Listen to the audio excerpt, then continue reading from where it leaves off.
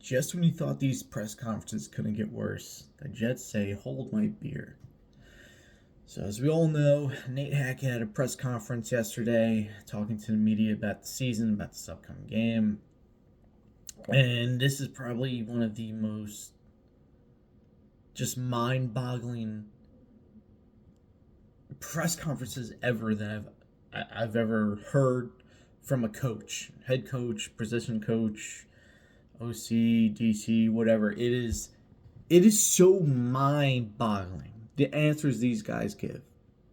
So, first I'll start off. Nate Hackett was asked about, Brees Hall and his progress and everything like that, and, just the season. And Nate Hackett says, I wasn't sure I was ready for him to be as productive in the receiving game as I was. I think it added a whole new dimension to things we can do. First off, what do you mean you weren't ready for him to be as productive as a receiver as he is? As this OC, when you came in, what were you doing all offseason? What were you doing in the preseason? OTAs, training camp, all that stuff. What were you doing when we played you last year and Brees went off, including that long catch for a touchdown? What were you doing? Last season he averaged over 11 yards a catch.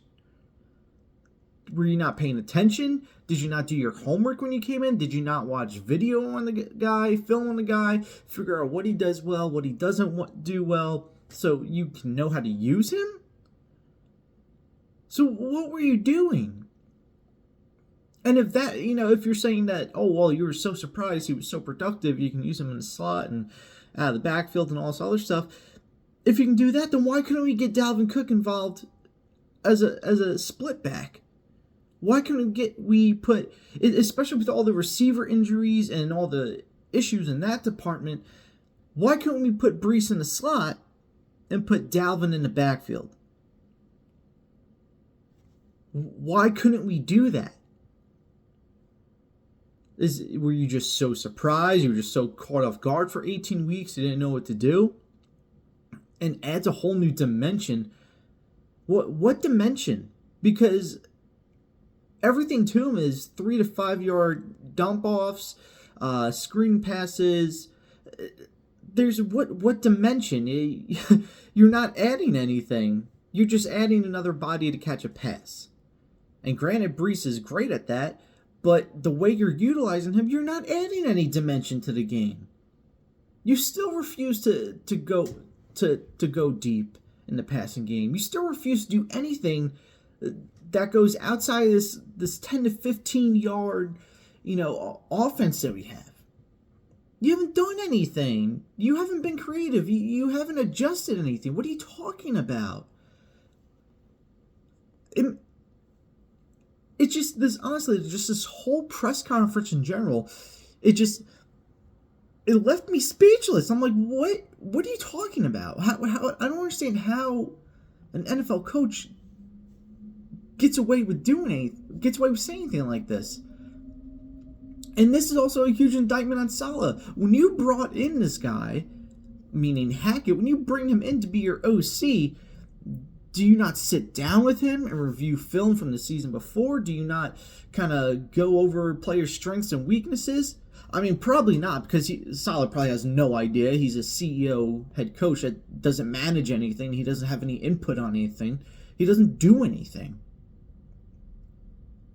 Just this one statement alone is such an indictment, at least to me, it's such an indictment on this coaching staff, that they have no idea what's going on. And it shows, it reflects, because you see the players on the field, a lot of times they have no idea what's going on. Especially O-line. O-line has no idea what's going on most of the times. So-and-so should have picked up this guy. So-and-so just missed this block. So-and-so should have picked up this done. So-and-so, so-and-so, so-and-so. Nobody knows what the hell's going on in this offense. No one knows what to do. And, he just makes himself look dumber throughout this press conference. He also said, we've had some inconsistencies and some issues, and we got to buckle down, and that starts with me. I mean, somebody needs to, set the alarm or knock on his door or something, because it's week 18. You were the most penalized team in the NFL this year. How many false starts did we have? How many delayed games did we have? How many times did we have players not knowing what to do, where to go? Receivers didn't know their routes. O-line didn't know what the hell was going on. Completely missed blocks. Had some issues. Had some inconsistencies. That is playing it down to the upteenth, dimension, because that is, what are you talking about? We all know that this team has deficiencies. We all know that this team is not good. We all know this team does not know what it's doing. So why wasn't any of this fixed? Why hasn't any of this been fixed? Why haven't at least penalties been cut down? Why isn't the missed block rate been cut down? Nothing has been done. And now you're going to come out at the end of the season and say, well, yeah, some inconsistencies. Well, that's definitely playing it down a little bit. Some inconsistencies. You're the worst penalized team in the sport. On your side of the ball, you are. And nothing's been done to fix it. Nothing. No, it's mind-boggling. This guy has no clue what is going on. Saleh has no clue what's going on. This front office has no clue what's going on. No one's doing anything. And why? Why isn't anyone doing anything? I mean, it's mind-boggling garbage after mind-boggling garbage. He goes on to say, I've got to evaluate myself like I always do. Which I guess great. That hasn't worked out that well because, again, the team is still making the same mistakes and they still look terrible. But what really nailed it home for me was when he said, when talking about evaluating himself, I owe it to the fans and the organization, whether that's to work harder or work more efficiently. And I get it. I get that this is just a vanilla answer. What else is he supposed to say? But if you're going to say anything, don't make it sound like you don't know your player personnel, and don't make it sound like you're in week 18. You're not a first time coach, and you're saying to this organization and everyone else, I might need to work harder. Really? Wow, that's fantastic. That is exactly what I want to hear from my offensive coordinator coaching the worst offense in football. I might need to work harder, and I don't really know my personnel. That's awesome. That is awesome to hear, because that gives me so much confidence going into next season, knowing that our coach, who has no idea what's going on, he's going to work harder. He's going to figure out those inconsistencies. He also mentioned there's going to be some change next year. Yeah, like Rodgers coming back and fixing everything and saving your job and basically running the offense for you, so you don't have to worry about it.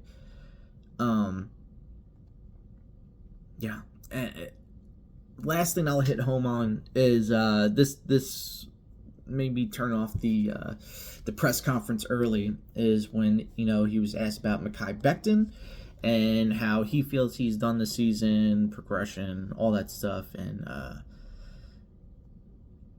again, this kind of just goes into he doesn't know what the hell is going on. He basically says, Mekhi Becton, it's great to see him be out there for all the games except one, and that he's improved every week. The left tackle, who's one of, if not the worst rated left tackle in football.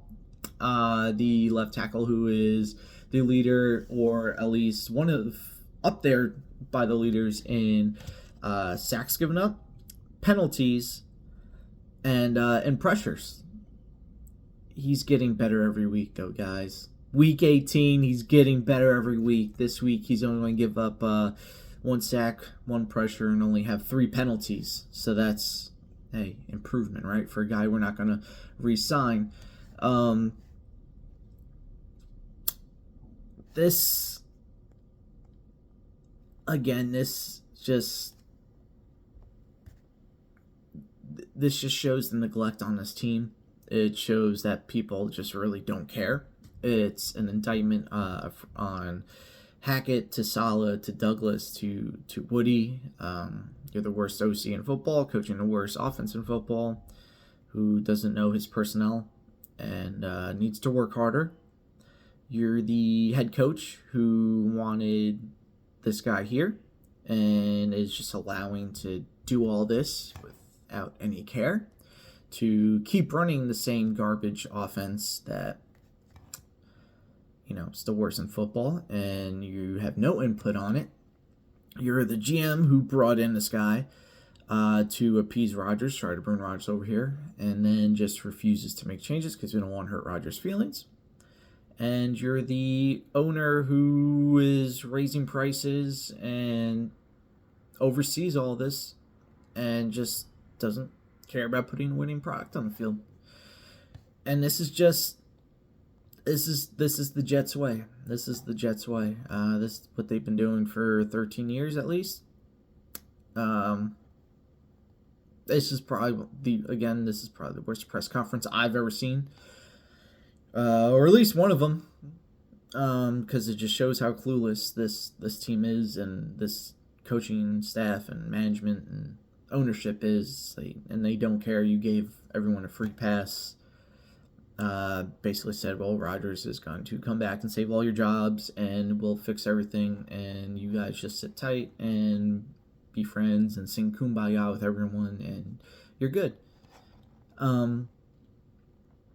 Hey, but you know what? What do I know? I'm just a Jets fan who spends my money and time to, watch this garbage every week. So, there's that. But, I don't own a team or anything. So, but it is what it is. Thank you guys for watching. Let me know what you think in the comments down below. Like, share, subscribe.